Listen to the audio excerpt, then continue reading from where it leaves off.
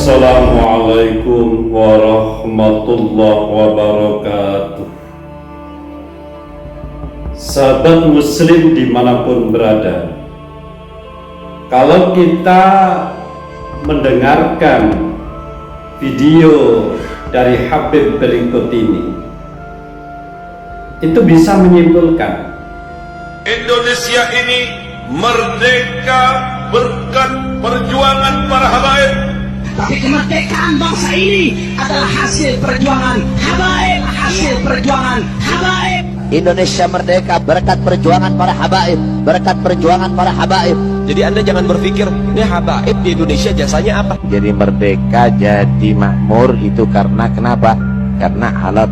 Nah, Habib barusan mengklaim bahwa kemakmuran, kemerdekaan di Indonesia ini ala thariqatil habaib.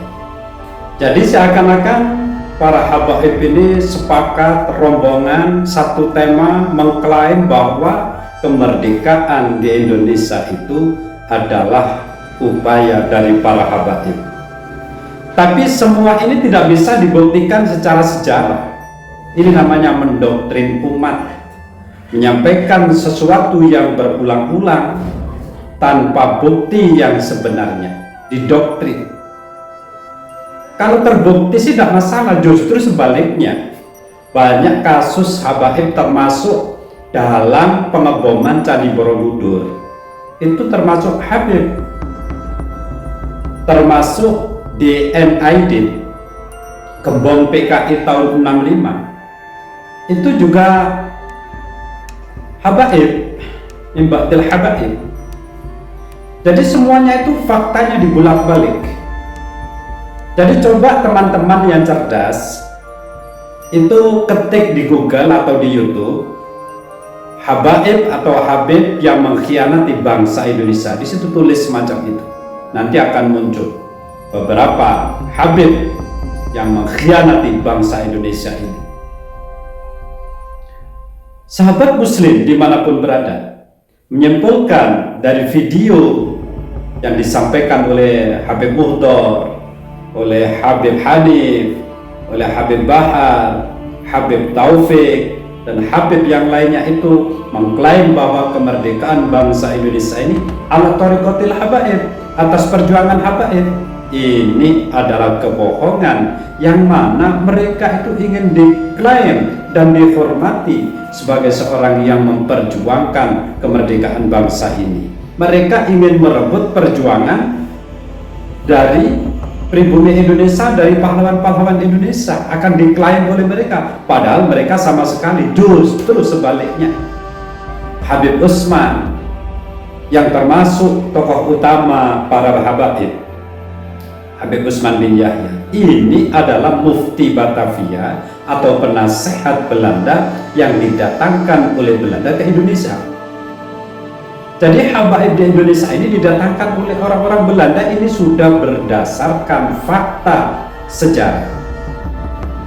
Jadi Profesor Mahfud MD juga mengatakan bahwa habaib termasuk Utsman bin Yahya ini adalah orang-orangnya Belanda atau antek-anteknya Belanda. Makanya kalau tes DNA mereka ini haplogrupnya sama dengan Belanda.